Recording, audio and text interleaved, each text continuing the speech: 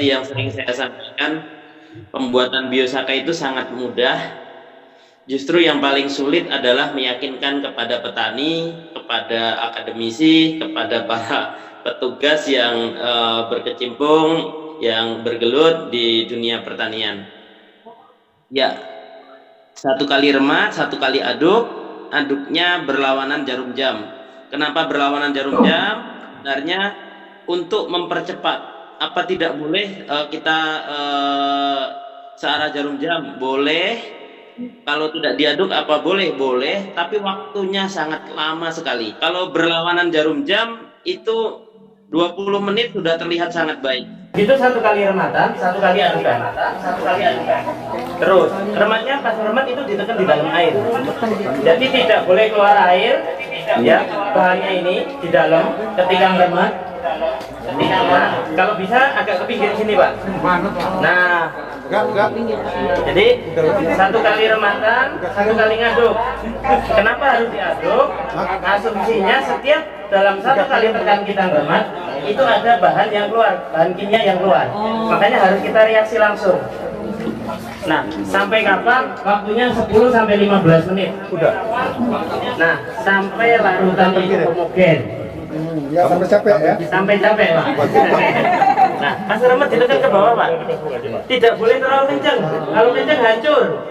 Jadi ini pelan-pelan. Tapi fokus. Nah, Jangan menghayal. jangan terlalu kencang, Pak. Nanti kalau kencang nggak jadi. Udah, bismillah. Doa, berdoa ya. Nah, Sekarang mikir utang. pelan aja. Udah berdoa ya. Boleh. Tapi sekarang belum, Pak. Sekarang belum boleh. Ya. Nah, ini tekannya boleh gini, set. Pas di dalam. Nah. Mas rumput jadi biosaka supaya menjadi larutan dengan homogen. Pasar sudah kental tuh. Tidak. Bapak Ibu sekalian ya, jadi Dengerin Pak Prof. saya sudah mengikuti proses ekstra mengatakan saya mengkuantifikasi 50. Sudah.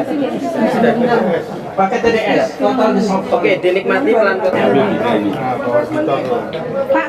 Pak mau nanya Pak, Nah. daunnya harus muda Pak? Daunnya kenapa harus pucuk daun? Ya. Kenapa yang saya ambil itu banyak daun yang muda, yang Pucuk daun. nah anggapan kita sel terbaik tanam itu ada di sana. Terus hormon terbaik tanaman juga di sana. Nah, terus daun yang berfotosintesis dengan baik juga ada di daun yang terbaik itu. Jadi banyak alasan kenapa harus dengan pucuk daun. Jadi mencari bagian tanaman yang terbaik. Hama juga, hama itu menyerang. Itu ketika pucuk daunnya tumbuh bagus, kalau dia disukai hama langsung diserang. Nah, kita mencari yang tidak disukai hama. Makanya biosaka bisa mengurangi tingkat serangan hama. Tergantung Meskipun bahannya sama, terkadang hasilnya berbeda-beda. Kalau sementara kita beranggap akhir itu mempengaruhi warnanya. Belum naik. Nah, ini godongnya protol dewe ya ben ya. Oke, nek lumat pelan-pelan nggak apa-apa. Pak, kalau kita memanfaatkan kayak umpama kita panen Kalau hanya 40 mili, 15 liter air, 10 hari sekali. 10 hari sekali, 10 hari sekali berapa? 10 hari sekali, 40. Iya, 10 paling banyak. Ketika sudah berbuah itu 20 mili, sudah bagus.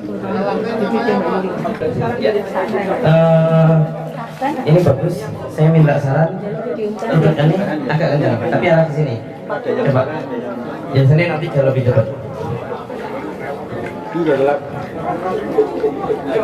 Ini bahannya bisa hampir-hampir mirip, tapi nanti jadi biosakanya itu semuanya bisa berbeda.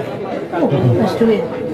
259. Ini penyemprotan. 259. Jadi kalau setelah olah tanah kita melakukan aplikasi biosaka, itu rumputnya tumbuh lebih sangat cepat.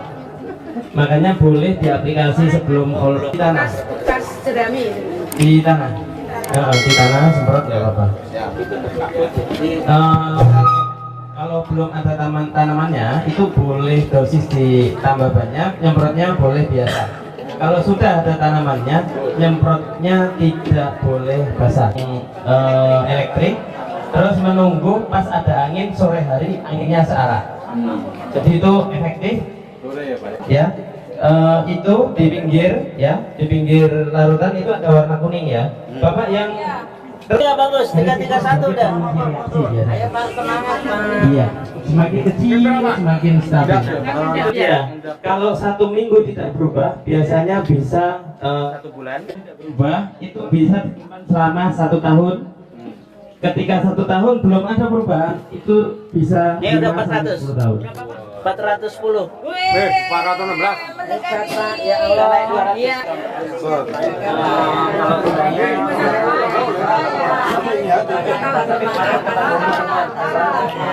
Tadi sempat dikatakan menggunakan alat dan bedanya apa pengukuran tadi Mas? Jadi untuk TDS kita sudah mencoba mengidentifikasi bersama mengkalibrasi sama Profesor Robert. Semakin baik TDS-nya, semakin stabil tingkat homogennya, semakin bagus juga kualitas biosakanya. Bukan berarti yang TDS-nya kecil nggak bisa dipakai, bisa dipakai. Tapi itu semua bisa dicapai nanti dengan pengalaman, seiring pengalamannya petani. Pelan-pelan, 1 kali membuat, 2 kali membuat, 3 kali membuat sudah mulai terbiasa, sampai terbiasa memilih bahan, semua bisa dicapai dengan kualitas yang sama. Tugas saya pertama hanya menyampaikan, sudah sesuai dengan harapan, disambut oleh petani-petani. Ya, saya hanya meminta bantuan kepada seluruh petani yang sudah bisa membuat biosaka untuk mengajarkan petani-petani yang lain. Kalau petani yang belum bisa, diberi.